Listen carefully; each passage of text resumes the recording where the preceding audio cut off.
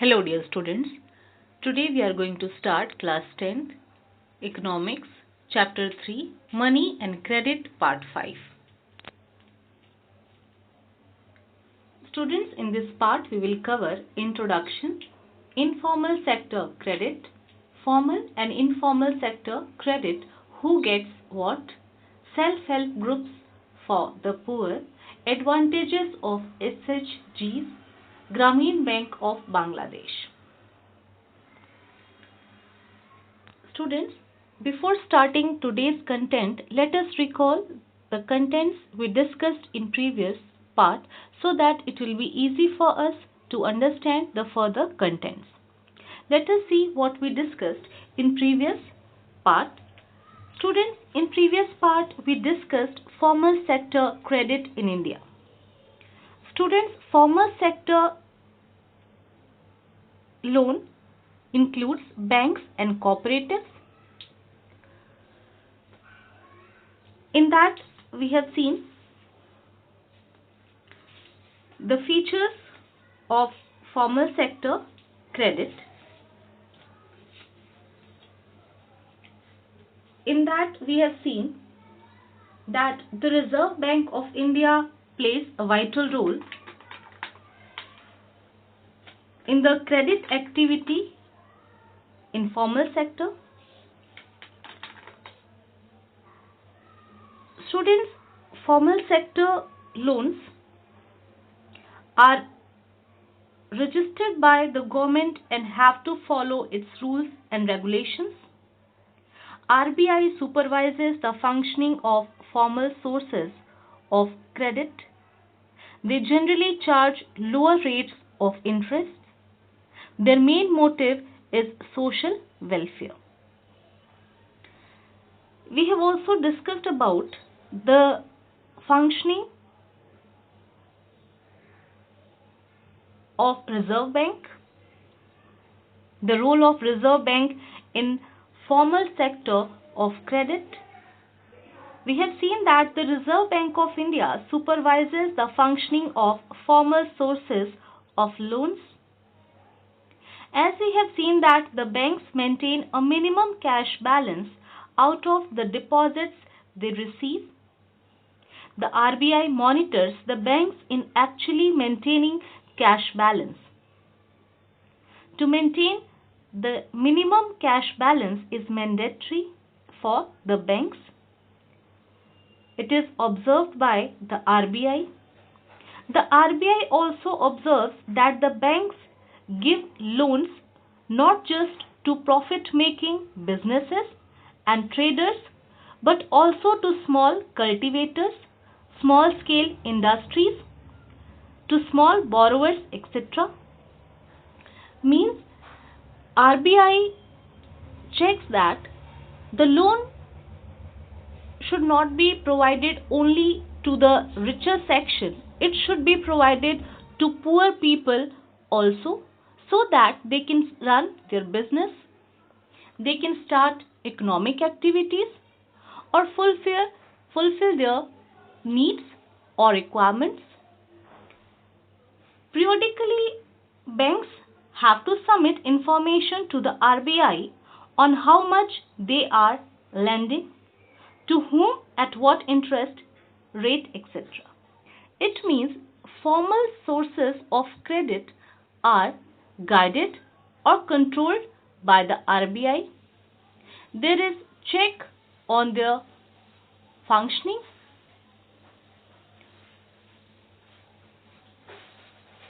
On the other hand, there is no organization which supervises the credit activities of the lenders in the informal sector. So this is the main difference between the formal sector and informal sector. Now today we will discuss about informal sources of credit. Students, these includes money lenders, traders, employers, relatives and friends, etc. When we take loan from these sources are called informal sector of credit. Compared to the formal lenders, most of the informal lenders charge a much higher interest on loans. Thus, the cost to the borrower of informal loans is much higher. As we discussed, there is no organization which supervises the credit activities of the lenders in the informal sector. Because of this, they can lend at whatever interest rate they choose. There is no one to stop them from using unfair means to get their money back. They can apply any strategy to get their money back from the borrower. Because of this, sometimes the recovery is very painful for the rural household poor people. So students, in this way, we have seen the two sectors of credit, that is formal and informal sources of credit. Let us recall what we discussed. The main features of informal sector we will see here. These include those small and scattered units which are largely outside the control of the government. There is no organization which supervises the credit activities. They charge much higher rates of interest. Their main motive is profit making. Because of this, they charge a high interest rate on the loans. Students, some examples are here of the informal sector, that is money lenders, traders, employees written here, it should be employers, relatives and friends, etc. These are other than the banks and cooperatives. These sources are different than the banks and cooperatives. Students, as people, they have to face many problems in informal sector. So there is need to expand the formal sector. Banks and cooperative societies need to lend more. This would lead to higher incomes, and many people could then borrow cheaply for a variety of needs. They could grow crops, do business, set up small scale industries, etc. Students, if they will get cheap and affordable credit in formal sector, so easily they can run their businesses, they can start economic activities, they will be self-employed. So there is need to provide cheap and affordable credit to poor people because it is crucial for the country's development. Because credit plays a crucial role in country's development. By sanctioning loan to developing industries and trade, banks provide them with the necessary aid for improvement. This leads to increase in the production, profits and employment. However, caution be exercised in the case of loans from the informal sector which include high interest rates that may be more harmful than good. Because people, they have to face many problems in the repaying of the loan. For this reason, it is important that the formal sector gives out more loans so that borrowers are not duped by money lenders and can ultimately contribute to national development. For example, a loan given to an entrepreneur for setting up a business might contribute to employment generation, infrastructure development in the near future. If people, they will get cheap loans, definitely they will contribute in the national development. They can make the future of the country bright. So there is need to provide cheap and affordable credit to poor people for the development of the country. Formal and informal credit, who gets what? Students, let us discuss this issue with the help of this graph. This graph shows the importance of formal and informal sources of credit for people in urban areas. The people are divided into four groups from poor to rich as shown in the figure. Students, you can see that 85% of the loans taken by poor households in the urban areas are from informal sources. It means more and more people in poor households, they take loan from informal sector.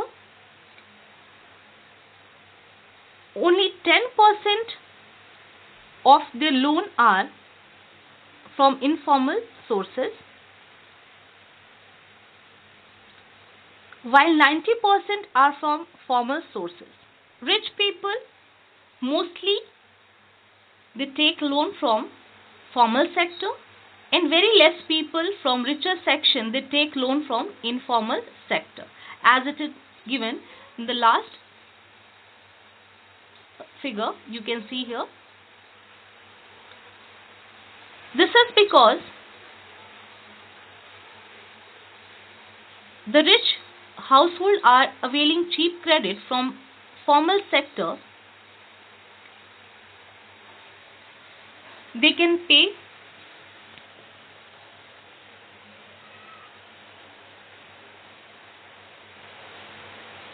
they are having the facility of collateral.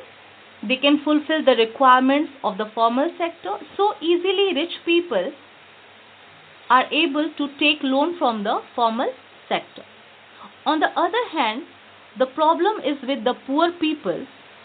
Because of lack of collateral, they are not able to take loan from the formal sector. Other problems are also there with them, that is difficulty in obtaining loans, collateral issues, documentation could be a problematic issue for new. It is an issue for the people. Lack of credibility in rural areas. So they have to face many problems while taking the loan from the formal sector. Students, what does all this suggest? First, the formal sector still meets only about half of the total credit needs of the rural people. The remaining credit needs are met from informal sources. Most loans are from informal lenders, carry a very high interest rates and do little to increase the income of the borrowers. Students, by taking loan from the informal sector, the people are not getting that much profit because a big share will go to the repayment of the loan. So there is need to expand the formal sector. It is necessary that banks and cooperatives increase their lending, particularly in the rural areas, so that the dependence on informal sources of credit reduce. Secondly, while formal sector loans need to expand, it is also necessary that everyone receives these loans, because the people in rural areas, they are not aware about the formal sector. There is a problem of collateral, documentation. So along with the expansion, there is need to provide some facilities to the people in rural areas, to poor people. At present, it is the richer household who receive formal credit, whereas the poor have to depend on the informal sources.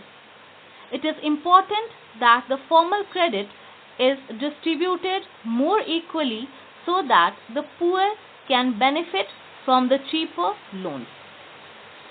So students, there is need to provide affordable and cheap credit to the poor people. There is need to make them aware about the formal sector loans so that easily they can take loans from the formal sector and they can fulfill their requirements.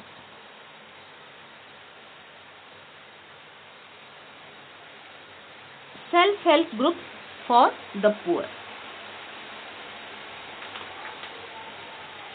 Students, in the previous section we have seen that poor households are still dependent on informal sources of credit.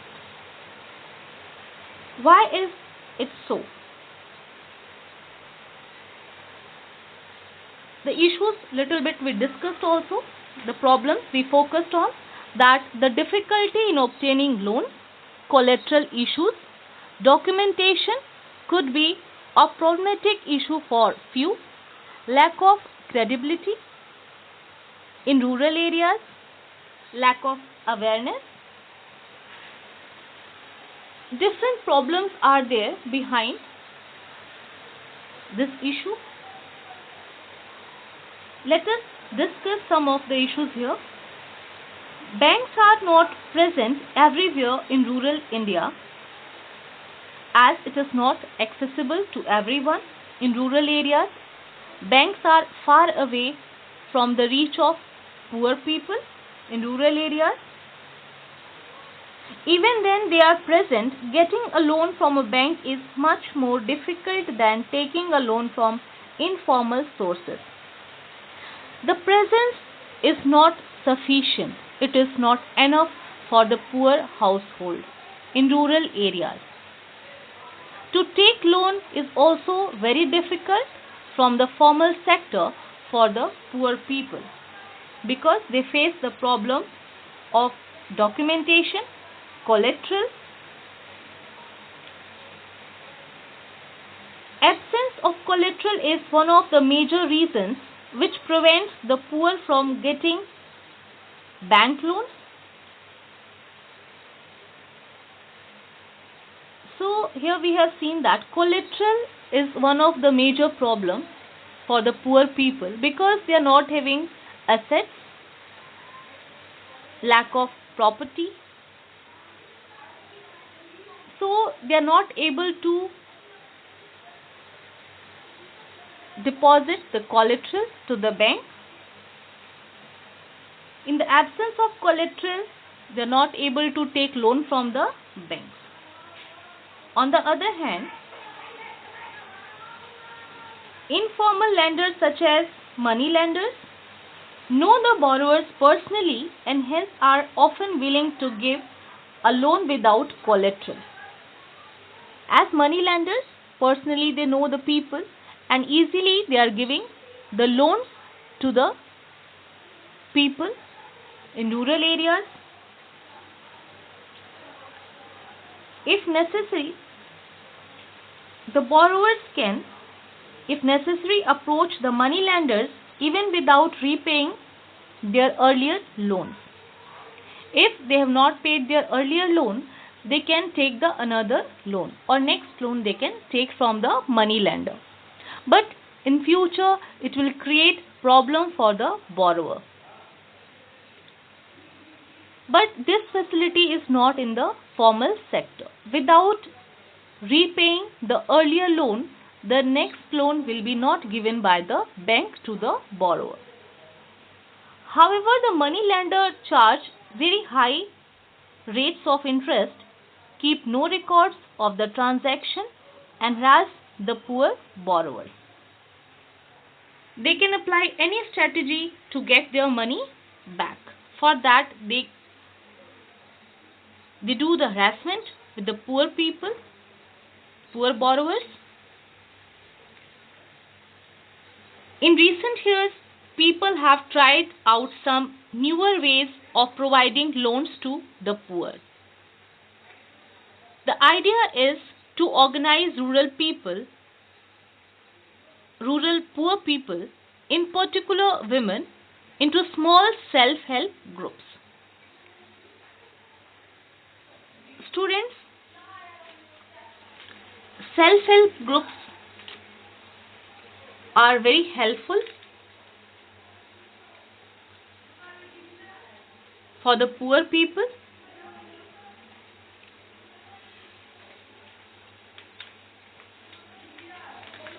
Its objective is it organizes the rural poor, especially women, into small self-help groups.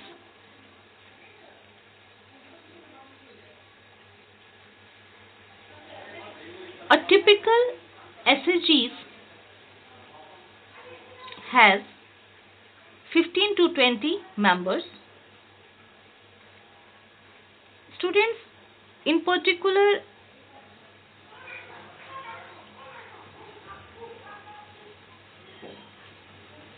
what the women do in this?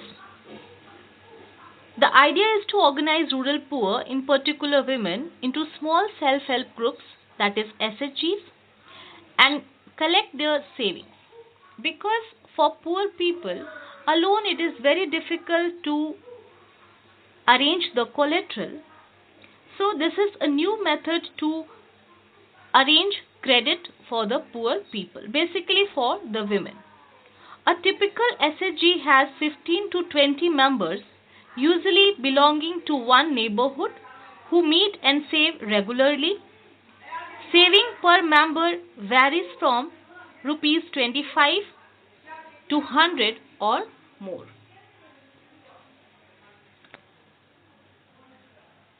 Students, the idea is to organize rural poor, in particular women, into small self-help groups, SHGs, and pool their savings. Let us once recall the objective of SHGs as 15 to 20 members, usually belonging to one neighborhood, who meet and save regularly. Saving per member varies from 25 to 100 or more. 15 to 20 members, they make a group, they save rupees 25 to 100 or more than that, depending on the ability of the people to save. Members can take small loans from the group itself to meet their needs.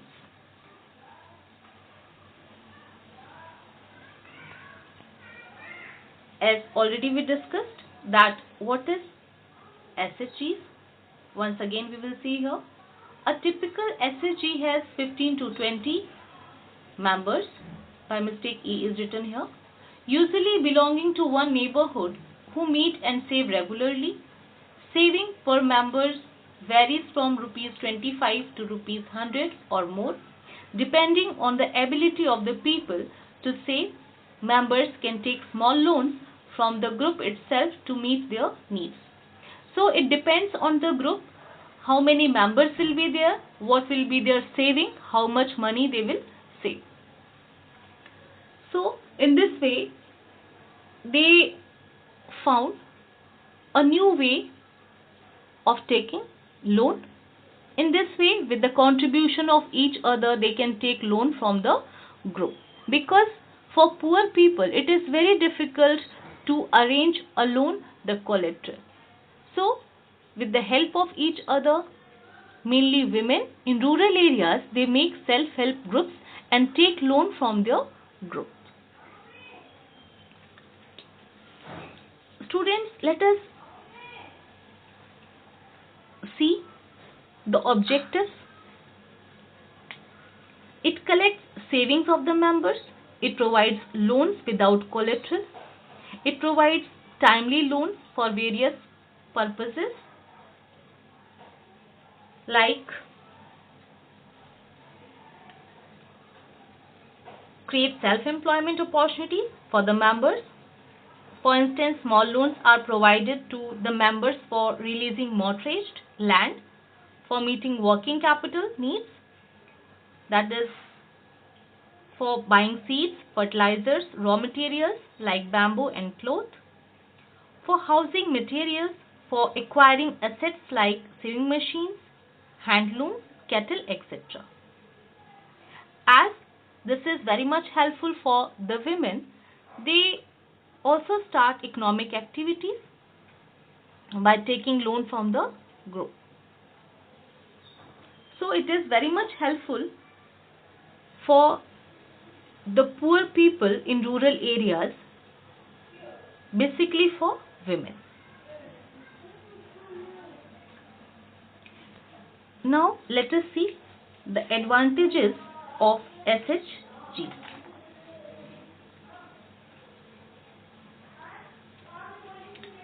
As we have seen, it is very much helpful for the poor household.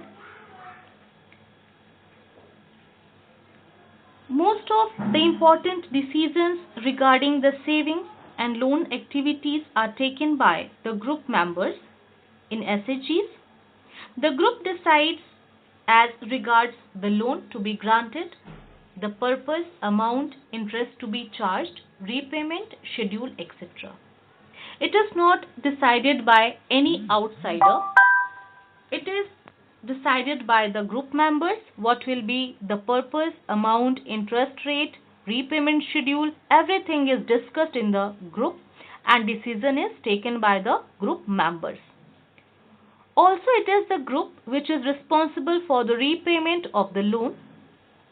Any case of non-repayment of loan by any one member is followed up seriously by other members in the group. The strategy, they decide how to take the money back from the members. Because of this feature, banks are willing to lend to the poor women when organized in SHGs, even though have no collateral as such. If their savings will be regular, they can use that money as a collateral. They can deposit that money in the bank and take loan from the banks. So here we have seen it is very much beneficial for the poor people.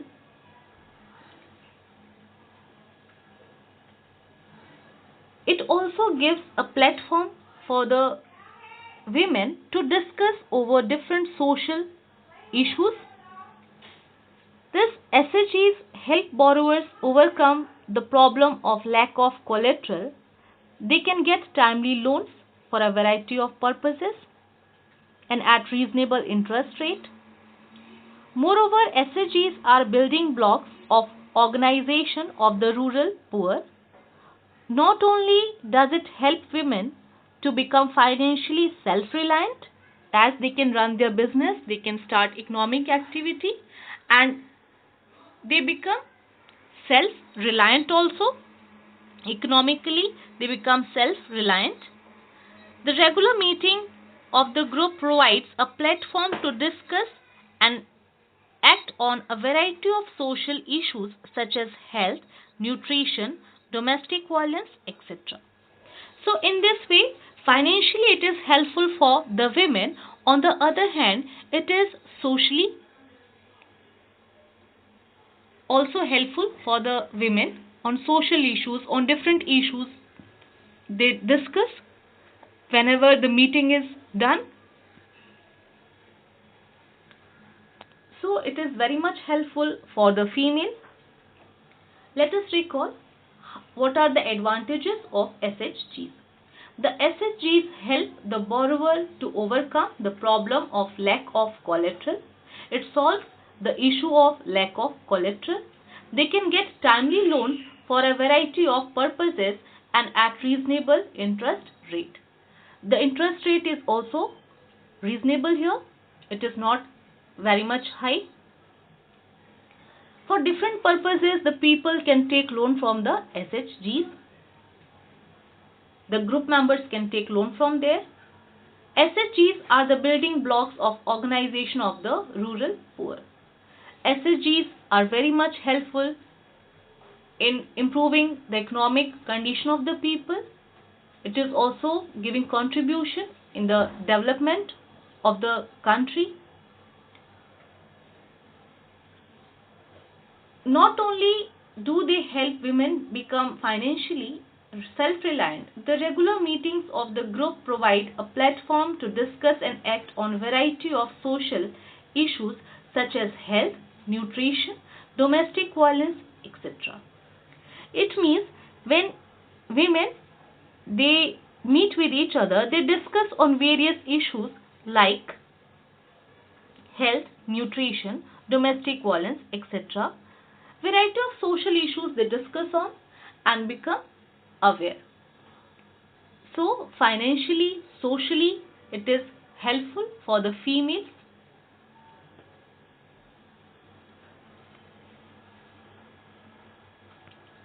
Now, Grameen Bank of Bangladesh.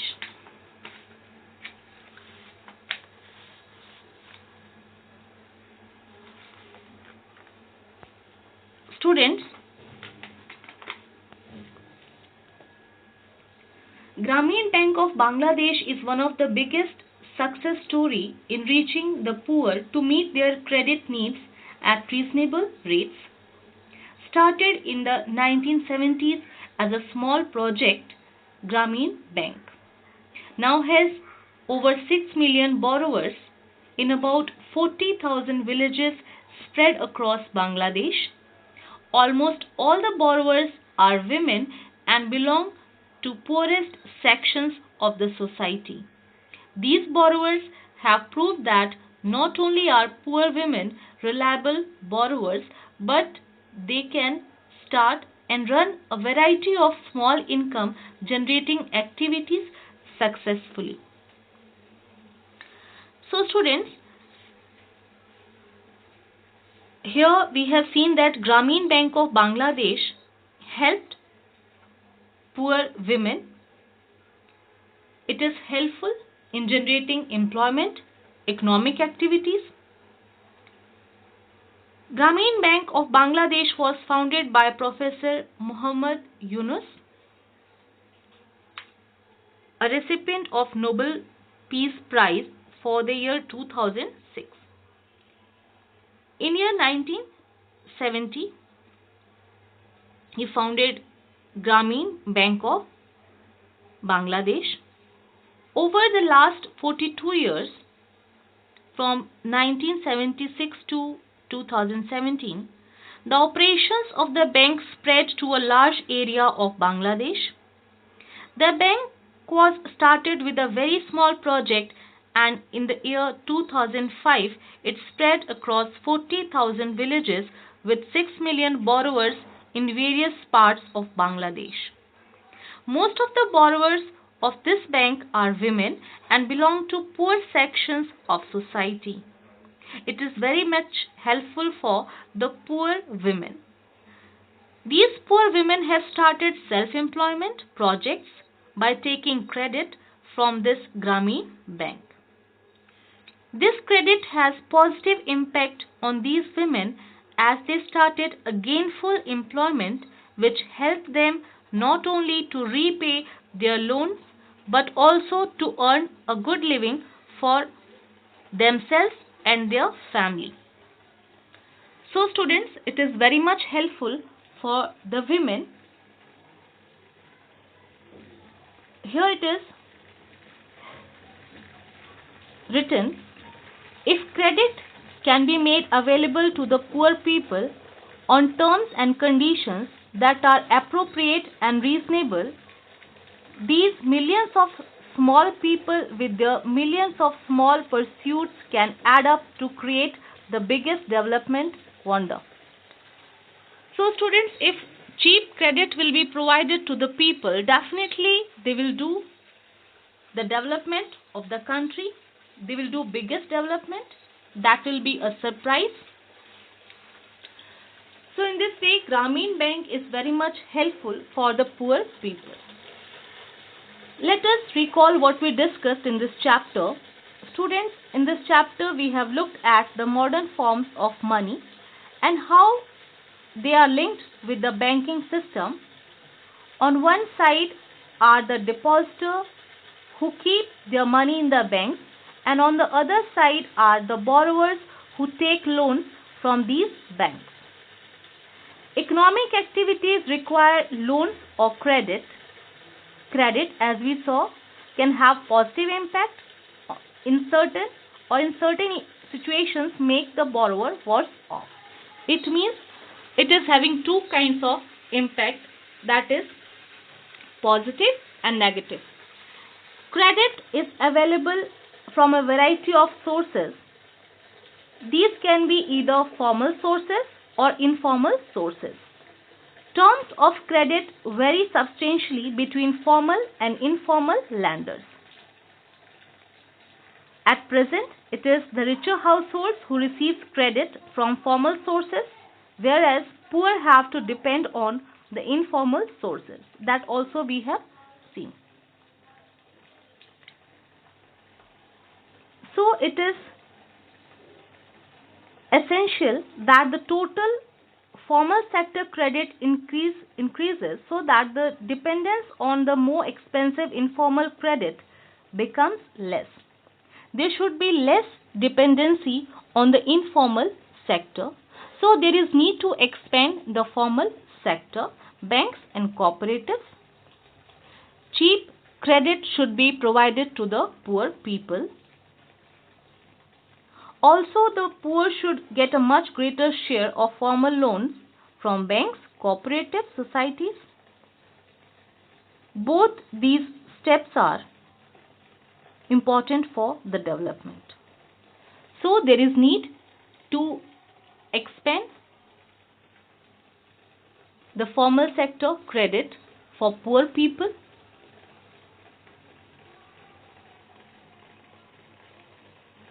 Now in the last, test your progress. Students, in the last we will see some questions here. What are the differences between formal and informal sources of credit? Why are poor households still depend on informal sources of credit? How is concept of self-help groups important for poor people? Give your viewpoint. Write a note on the success story of Grameen Bank of Bangladesh. So students, this is the last part of the chapter. I hope you understood and can easily do these questions.